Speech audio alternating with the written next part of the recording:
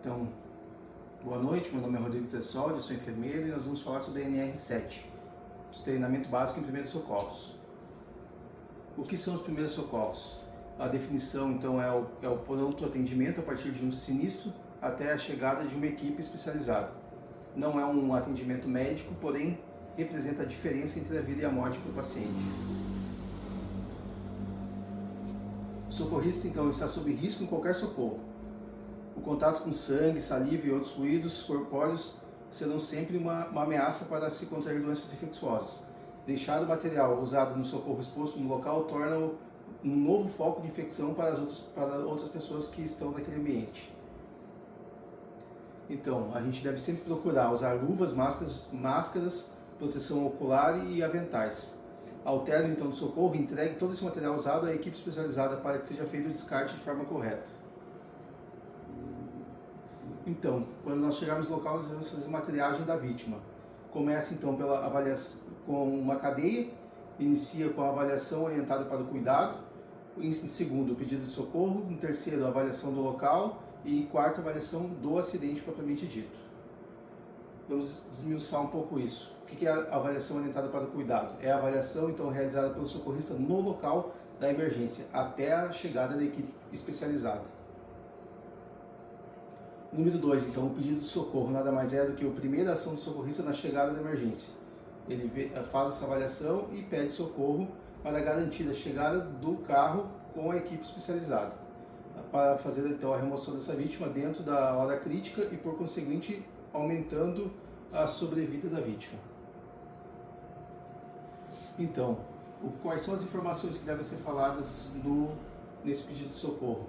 O tipo de acidente, o local exato do acidente, a quem pedir o socorro, então se é SAMU, bombeiros, alguma coisa, como pedir, contato telefônico, através de rádio, né? E quanto tempo e o número de vítimas envolvidas, há quanto tempo faz que o acidente ocorreu e qual é o número de vítimas que estão envolvidas nessa ocorrência.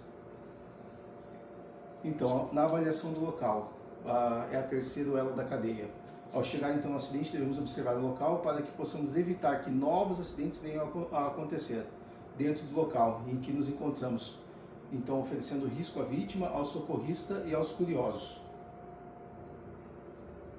Técnicas então para diminuir o risco do local: o balizamento, manter a distância do risco de invasão na área de socorro, fazer todo o balizamento ali daquela área, e a sinalização, manter aviso para uma área de acesso restrito ou impedido, colocar a sinalética necessária para impedir que as pessoas adentrem ao local que foi balizado. Então, a avaliação, que é o quarto elo da cadeia, a avaliação do acidente. Após, então, conseguirmos garantir a segurança do local para o trabalho, podemos, então, avaliar e atuar sobre o acidente.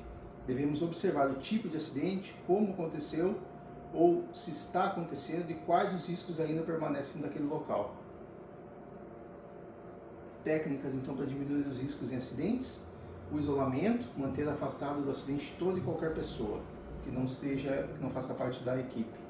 Então, a prevenção, evitar que novos acidentes ocorram por falta de precaução, com vazamentos, descargas elétricas, desmoronamentos ou até mesmo tiros.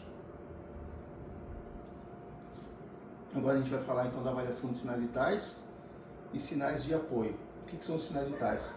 São evidências que devem ser encontradas em todo ser humano e que, através de sua avaliação, podemos estabelecer parâmetros de normalidade ou anormalidade. Os mais importantes deles são a respiração, a pulsação e a temperatura. Respiração. Então, uma vez que a respiração pare, o coração também parará de bater pouco tempo depois da parada respiratória. Após 4 a 6 minutos começarão os danos irreversíveis às células do nosso cérebro. E após 10 minutos, as células do cérebro começam a morrer. O que são as frequências respiratórias consideradas normais para um bebê? De 25 a 50 movimentos respiratórios por minuto, para crianças de 15 a 20 movimentos respiratórios por minuto, e adolescentes e adultos, então, de 12 a 20 movimentos respiratórios por minuto. Isso é considerado o nosso normal. O pulso. Então, é a expansão rítmica de uma artéria que é causada pela ejeção de sangue do ventrículo cardíaco esquerdo. Pode ser sentido onde uma artéria estiver mais próxima da superfície. Quando o coração para, a pessoa ficará inconsciente e sua respiração parará cerca de 30 segundos após.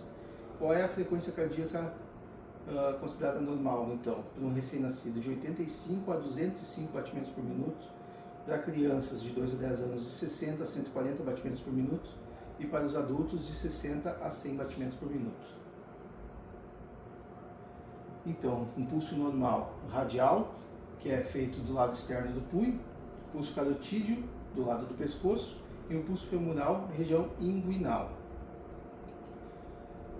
O pulso pode ser classificado em frequência normal, rápido ou lento, ritmo regular ou irregular, e a força cheio ou fraco.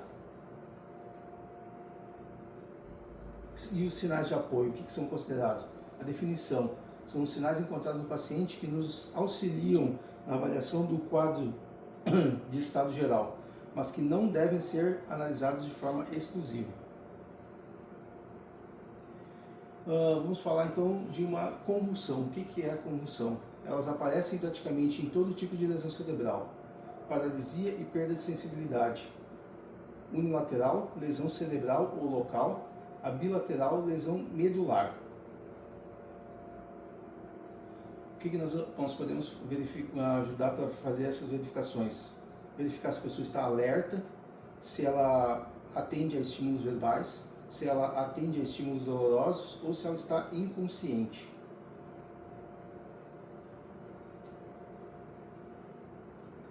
Quanto à avaliação de sinais de apoio, nós podemos falar das pupilas do paciente também, se elas estão dilatadas ou midríase, que está ligado à falta de oxigênio no cérebro, choque, parada cardíaca, sangramento ou uso de medicamentos ou drogas.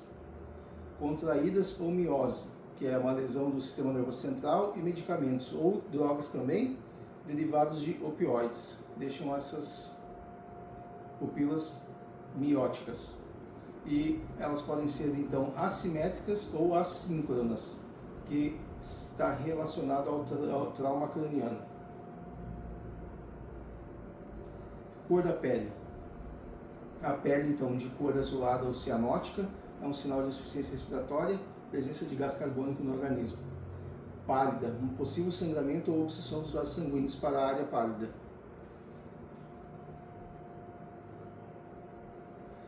Então, nós podemos fazer nesse paciente, depois de uma cena segura, a avaliação dele utilizando o protocolo do ABCDE. O que é o A? O A vem de air, de via aérea, para fazer com que esse paciente oxigene de forma adequada. A gente deve manter a cabeça e o pescoço alinhados, e somente o queixo e o maxilar deverão ser colocados para frente, que é para fazer um puxamento, onde tu consegue liberar a via aérea desse paciente. O B é de breathing, que significa ventilação ou oxigenação. Nós devemos verificar então se existe algum corpo estranho na cavidade oral, retirando ele quando necessário e realizando a varredura digital. Se a pessoa estiver inconsciente, você pode colocar o dedo dentro da boca dela, mas no caso de uma convulsão, essas coisas não é recomendado. Ou, em caso de houver o equipamento, utilizar uma pinça de McGill para fazer o pinçamento desse objeto.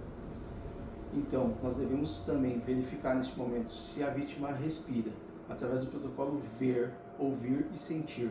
Se negativo, faça a respiração boca a boca utilizando uma máscara ou a bolsa válvula máscara. O C se refere à circulação. A gente deve verificar então o pulso radial. Se ausente, verifique o pulso carotídeo. Caso ausente, inicie compressões torácicas. Isso é o que está escrito na norma, mas em tese, um leigo, que é o que as pessoas que participam de uma comissão interna de prevenção de acidentes, alguma coisa assim, são considerados, ao verificar a ausência de movimentos respiratórios da pessoa, já podem iniciar as compressões. O D é da desfibrilação. Se houver um desfibrilador, um DAE no ambiente, então, nós devemos, ao verificar que há ausência de pulso e de respiração, colocar as pás do paciente, que está em parada cardíaca, e aí fazer a análise do ritmo daquele paciente.